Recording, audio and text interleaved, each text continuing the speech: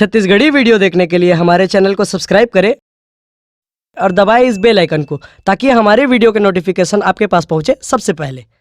हवा में उड़े तुर लाली चुनरिया रे, गोरी तुर पतली कमरिया रे।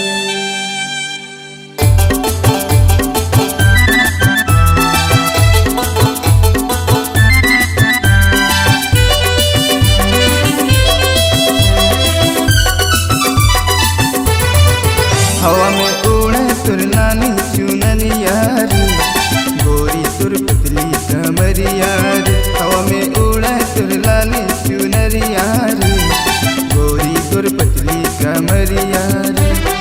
दिल धड़काए गोरी दीवाना बनाए, दिल धड़काए गोरी दीवाना बनाए। छम छम मजा के पैजनिया रे।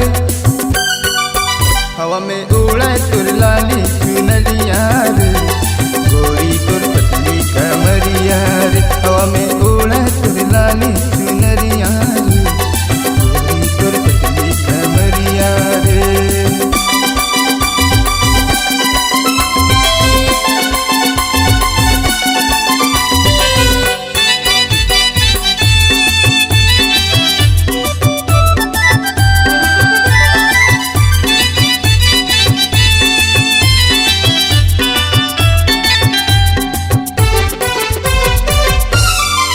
गोरी के होठ दिखेला लगे चेहरा कमाल,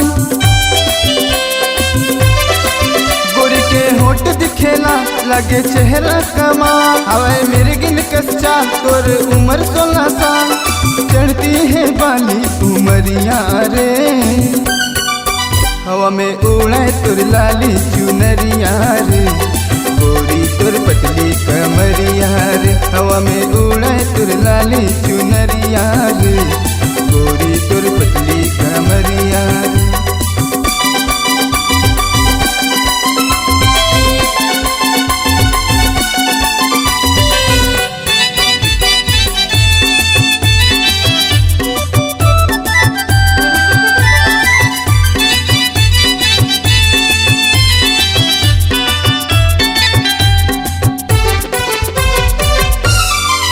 तहाँ आशिक बनाए गोरी जादू चलाए, तहाँ आशिक बनाए गोरी जादू चलाए। तहाँ मुस्कान के मोला बैहा बनाए, तिरछी है तुरे नजरिया रे। हवा में उड़े तुर लाली चुनरिया रे, गोरी तुर पतली कमरिया रे। हवा में उड़े तुर लाली चुनरिया रे, गोरी तुर पतली कमरिया रे। ए गोरी बात मोर मान मोला अपन तेजान, हाँ बात मोर मान मोला अपन तेजान। नहीं तो ढल जाही बाली उमरिया रे। हवा में उड़े तुर लाली चुनरिया रे, गोरी तुर पतली कमरिया रे। हवा में उड़े तुर लाली चुनरिया रे, गोरी तुर पतली कमरिया रे। हवा में उड़े तुर लाली चुनरिया रे, गोरी तुर पतली कमरिया रे। हवा में उड़े तुर लाली चुनरिया रे, बना ले मोला सवरिया रे। अगर आप अपनी आवाज को एक नया आयाम देना चाहते हैं तो चले आइए मल्टी ट्रैक डिजिटल रिकॉर्डिंग के लिए संपर्क करें HK म्यूजिक कंपनी, कोटा डबरी, चांपा, छत्तीसगढ़। मोबाइल नंबर है 9329238487 और 8085380339।